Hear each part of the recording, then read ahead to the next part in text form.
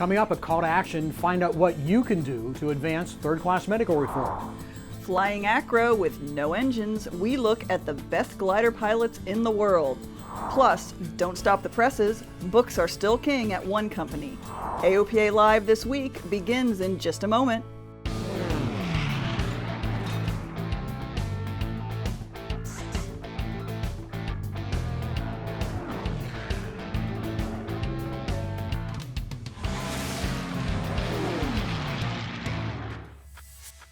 Brightline, instruments for professionals.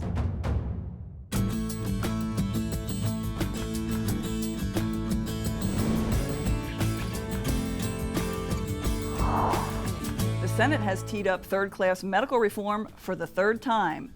Now's the time for the House to act, and you can help. Hello, everyone, and welcome to AOPA Live this week. I'm Melissa Rudinger.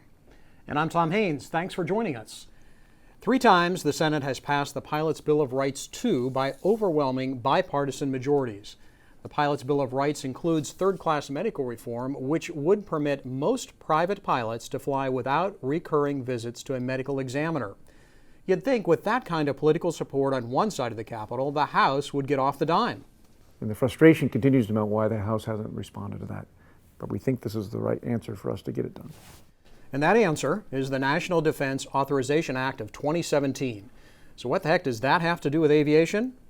Well, this time the Senate decided to attach the Pilots' Bill of Rights to something that is most likely to pass the House. But the NDAA has traditionally been a bill that gets supported by the Senate first, passed on to the House, and is generally passed in a matter of course of business. So we see that, unfortunately, that probably can be later on this year. We'd like to see something happen now, because this reaffirms the idea that this thing is supported.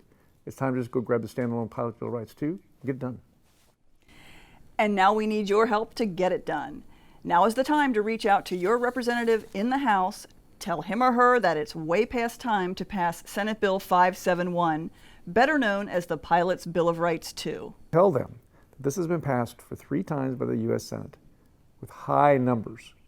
It's time for the House to either grab it as a standalone PBR2 or as part of the Senate reauthorization, or certainly when it comes up as time for the National Defense Act, for their congressperson to vote and support this. We have 178 co-sponsors today in the House. Let's get this thing done. It's ready to go. You've probably already received an email like this. It gives you all the information you need to contact your congressperson. If you didn't get the email, the information is also on AOPA.org. Do it today. Together, we can make a difference for the future of general aviation. The new FAA Airman Standards are now in effect. As of Wednesday, the standards apply to pilots taking a written or check ride for the private or instrument rating. AOPA pilot editor Ian Twombly is here with more on the ACS. So Ian, what's it all about? Yeah, well, Tom, it actually stemmed from an effort to improve the knowledge test. I'm sure many who have taken the knowledge test feel like it's a bit of a challenging process, and really what many of us do is just memorize the questions. Right. And so the FAA, realizing that there were complaints about the structure of those questions and the content of those questions and the relevance, convened an industry group that AOPA co-chaired. And the first thing they decided is that knowledge test needed a standard. And that standard led to the ACS, which also includes the PTS. So the first thing that people will notice when they go for a check ride is that everything is in one document. So there is no more PTS, it's all in the ACS. And that includes everything that was in the PTS in terms of those, steep turn standards and slow flight and everything else. But there's also a couple other areas that I think people will really find interesting. One is the knowledge required for that area of operation. So they spell out in very clear detail what it is you need to know about that element. And then finally, the risk factor associated with it. So this, I think, will be a really nice tool also for instructors and DPEs as they create scenarios around those training operations. Mm-hmm. So I think a lot of us, you're right, who have taken the tests, knowledge test recently, there's been a lot of questions in there that are completely irrelevant, mm-hmm. and I guess they fixed that? Yeah, they've eliminated many questions already, and now when they go to create new ones, there is a standard that will guide them as to what it is they're going to write. So no more questions about the height of blowing sand, or how many GPS satellites there are on a constellation, or other things that we really just don't need to know. Yeah, but there is some controversy around this. Not everybody agrees on this whole risk management thing. Yeah, that's true. Many people feel that we should be focusing more on the core skills, that where pilots are really falling down is that stick and rudder stuff, and that's all we should be focusing on. The ACS takes it too far. But of course, many involved in the process see that risk factor, judgment, all those things are a major component of safety, and they need to be standardized or at least talked about in a more concrete and sort of organized way, and hopefully the ACS will do that. Okay, good. Well, let's hope that it works, and let's hope that there is some flexibility there to make some adjustments along the way. Yeah. Thanks, Ian. You can find all the details about the new standards by clicking on the Licensing and Certificates tab at FAA.gov. You're watching digital video, you're doing it over the internet, and you're on an electronic device. It's pretty normal for most things to be electronic these days. From video shows to ebooks, the digital revolution is shaking up the publishing world. But don't stop the presses. For publisher ASA, the written world is still king, even for new materials like ACS. Paul Harrop reports. Lots of books. So many books, so little time, once wrote Frank Zappa, and nowhere is that more true than at Aviation Supplies and Academics near Seattle. In their warehouse, ASA stacks them floor to flight level, and the shipping department is always turning another page. ASA is one of the leading publishers of aviation training books and software for pilots. In a world of this and digital that, ASA is clicking like on books. People like the feel of a book in their hands. They want to have something on their shelf. If we're talking right now, I can reach over and grab a book off my shelf, but I can't necessarily. I suppose I could get my phone out and show it to you. But the great thing is we've kind of embraced that as well. We have ebooks, we have digital products, we have apps. We try to provide a method for everyone to train. Some people are more digital, some are books, but you still find a lot of even younger folks that are in the digital era buying books. Word. ASA's marketing coordinator Brian Snyder says they offer a book for just about anything an aviator could need to study, no matter what chapter you're on as a pilot. We provide everything from FAA reprints, from FAA handbooks, practical test standards, the new airman certification standards. We have textbooks from various authors. We have textbooks from collaborative groups at universities. So if you dream of flight like most aviators, author Neil Gaiman says a book is a dream that you hold in your hand. And ASA's books and other products will help you in volumes. Paul Harrop, AOPA Live. Thanks, Paul. You can find ASA's books and electronic products at asa2fly.com. And here's a case where electrons are really important. Solar Impulse 2 is finally in New York. The night flight from Pennsylvania ended with a pass over the city and a symbolic flyover of the Statue of Liberty. From here, Solar Impulse 2 will head across the Atlantic, and oh my, what a long flight that is going to be. Well, if that isn't cool enough, check this out.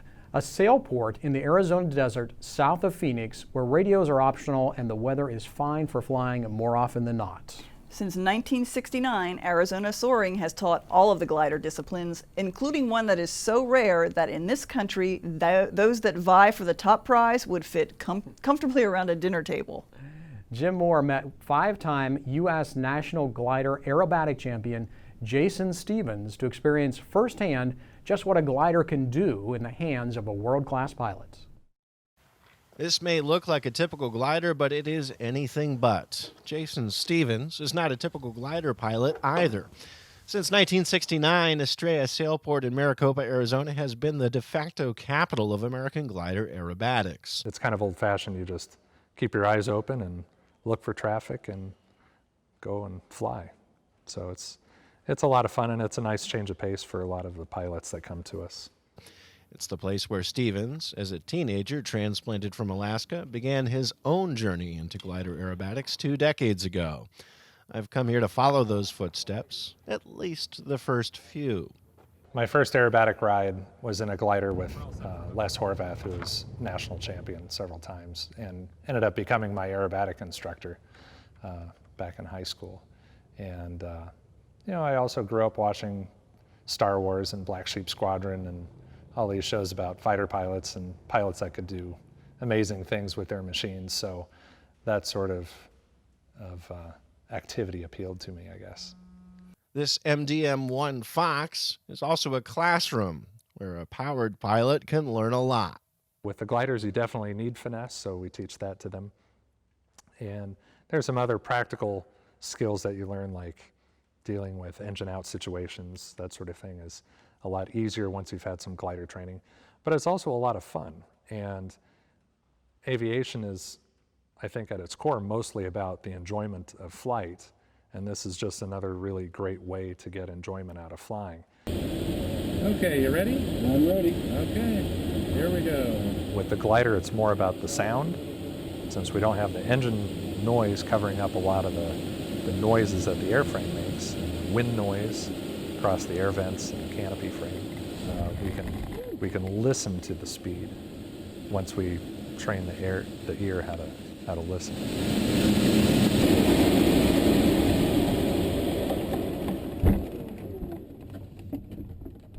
There we go.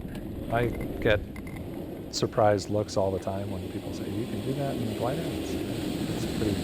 It's amusing, I guess, but it's just because they haven't been exposed to it before and never really thought about it, or they have in their mind a picture of what a glider or a sailplane is and does, and certainly that aerobatic flight is outside of that traditional view. I like the freedom when you're up there and you're doing your maneuvers, and it's I mean, it sounds kind of cliche that it's kind of like being a bird, but it kind of feels that way. Less than 2 weeks later, I followed Stevens to Texas for the U.S. National Aerobatic Championships, where the lower glider categories, sportsman and intermediate, were filled with U.S. Air Force Academy cadets. The Air Force uses gliders to teach the stick and rudder skills and precision discipline that will serve its pilots well as they progress to jets. Cadet Norman Hitosis and 5 other seniors got some welcome news in the midst of the week-long competition. We found out that 6 of 6 seniors on the aerobatic demo team were selected to go to pilot training after graduation at the academy. So it's the biggest news we've heard. Stevens, who spent much of the week towing Air Force gliders into the sky, was denied, for now, a 6th national championship. That trophy went to California pilot Eric Lentz-Gautier, a rising star in the sport. Lucas von Atzigen, a Swiss-born resident of Tennessee, was the only glider pilot flying the freestyle. All 3 will represent the U.S. in the World Championships next month. At North Texas Regional Airport, Sherman, Denison, Texas, at the U.S. National Aerobatic Championships, I'm Jim Moore, AOPA Live. Thanks, Jim. That's some amazing flying. You can read more about glider aerobatics in the July issue of AOPA Pilot Magazine. Digital Edition subscribers can watch and listen as one of the competitors flies a 4-minute freestyle in a glider. Coming up after the break, a slick new Mooney takes to the skies, and a father and son capture the tales of the F-100 Sabre pilots. You're watching AOPA Live this week. There are many important things to consider before purchasing an aircraft. Let the experts at Aerospace Reports help guide you through the process. We combine expert knowledge with our long-standing commitment to personalized customer service to perfect your transaction. Learn more at aerospacereports.com. Welcome back. You're watching AOPA Live this week. The U.S. Navy has canceled plans to jam GPS signals in the vicinity of the China Lake, California Naval Air Weapons Station. AOPA had raised concerns about the impact on civilian air traffic and the size of the affected area. The Navy did not reveal the cause of the cancellation, other than to say the reason was internal. AOPA had contacted officials with our concerns about the planned outage and its likely impact. The association also had asked the Navy to provide justification for the large geographic area to be impacted by the planned event. AOPA's Director of Airspace and Air Traffic says these outages happen frequently and you should be informed and prepared to deal with them. These type of interference events are not unusual. There are over 50 unique events each year. We would like to tell pilots, be sure to check NOTAMs, become aware of what the impact is if you get a GPS disruption event, and how you are going to navigate in that type of event, such as with VORs and using air traffic control. AOPA is working with our FAA counterparts to engage with the military and to determine what the impact is on civil aviation, as well as to provide better information to pilots as to what impact they can expect. You can read more about this issue on the new AOPA.org. Look under the Advocacy section. To state the obvious, new airplanes are expensive, much, much more expensive relative to the household income than they were 3 decades ago. And so, no surprise, we're not making and selling as many new piston engine airplanes as we used to. And so most people are flying airplanes that are, about 30 years old or so, or in my case, maybe more like 45 years old. But hey, most of them have ancient avionics and technology, but we could make those airplanes safer and better if we could install the kind of innovative avionics and equipment that now are found on light sport and experimental aircraft. So, AOPA has proposed a set of guidelines for the FAA, guidelines for modernizing the fleet without having to jump through all of the existing hoops required to certify and install new equipment on old airplanes. In a letter to the FAA boss, Mark Baker said that current agency rules for retrofitting aircraft have driven up cost, stifled innovation, and constrained the production and implementation of new technology that could save lives. Now, in fairness, the FAA has already made it easier to install angle of attack indicators, for example, and it granted an STC to EAA and Dynon Avionics to replace the old-style attitude indicators on many Cessnas and Pipers with a Dynon D10A, which provides attitude, airspeed, altimeter, and more in one 4-inch display. But the FAA can do even better. The AOPA guidelines, we hope, will move them in that direction. We are running out of air traffic controllers. At least that was the testimony in Congress this week. Our analysis of FAA's most critical air traffic control facilities, the most complex and busiest ones in the national airspace system, shows that over half of the 23 facilities have certified controller staffing levels well below minimal staffing requirements. These include New York, Atlanta, Dallas, and Chicago TRACONs. The issue involves training, retirement, and FAA hiring policies, but one congressman says he has the solution. This is another example of the FAA's longstanding inability to adequately manage its controller workforce.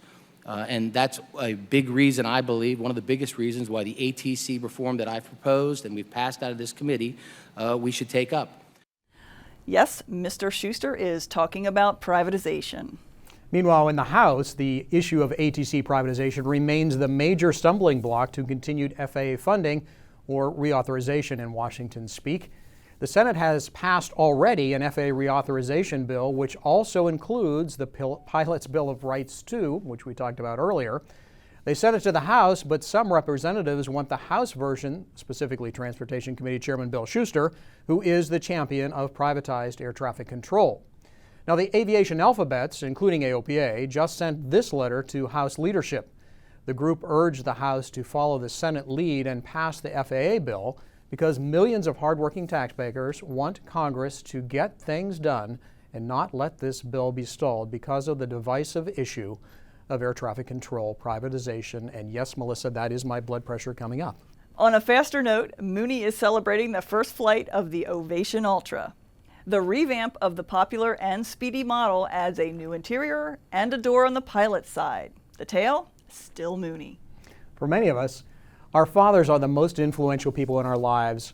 AOPA senior photographer Mike Fizer has been working on a project with his dad, Bob Fizer, a retired F-100 pilot and former Cessna Citation demo pilot, and all-around good guy, I might add. With his dad, Mike is working to document the tales of the surviving F-100 Super Sabre pilots. Here's his story. I'm Bob Fizer. I was born July of 1931 on Staten Island, New York. Joined the Air Force in 1951. Went through the aviation cadet program. Flew the T-6, flew the T-28, the T-33. Went on to Luke Air Force Base.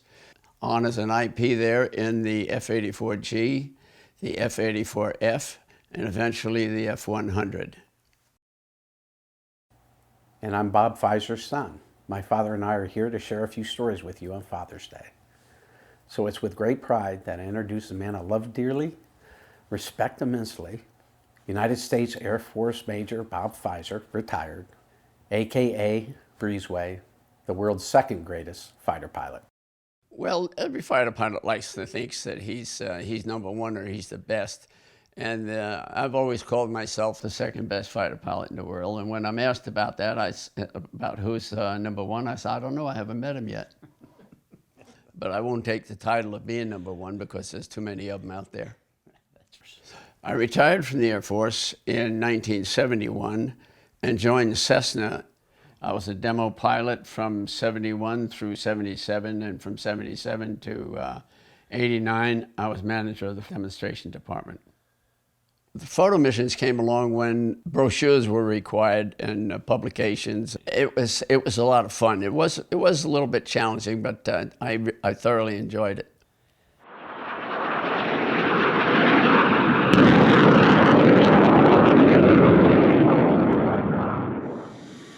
My father is a member of the Super Sabre Society, an organization dedicated to the F-100 and the pilots who flew it. Last month, we traveled to Fort Wayne, Indiana, to a small reunion organized by the Society, where a number of F-100 pilots got their last ride. I had my father conduct the interviews, and of course, he was a natural. The script that we followed, we would inquire about their experiences in the F-100, how much time they had in the airplane, and it brought back memories from me as well as bringing back memories from the guys that we were interviewing. The F-100 and the Super Sabre Society brought all this back to them. Photography and airplanes and the F-100 and the Super Sabre Society have brought Mike and I a lot closer together. I couldn't be more honored to sit down with Mike and talk about the things that we've been through and our experiences and things that have brought us together to celebrate Father's Day. It's a very important day, and I've enjoyed every bit of it. Well, that's kind of hard to top, so all you AOPA members, happy Father's Day. Yeah, and that, I'm not just saying that for bullshit. I feel that, Mike.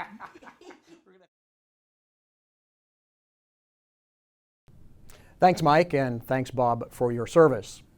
And that's going to do it for this edition. Thanks for watching, and to all the dads out there, happy Father's Day. We hope you'll join us again next Thursday for another edition of AOPA Live This Week.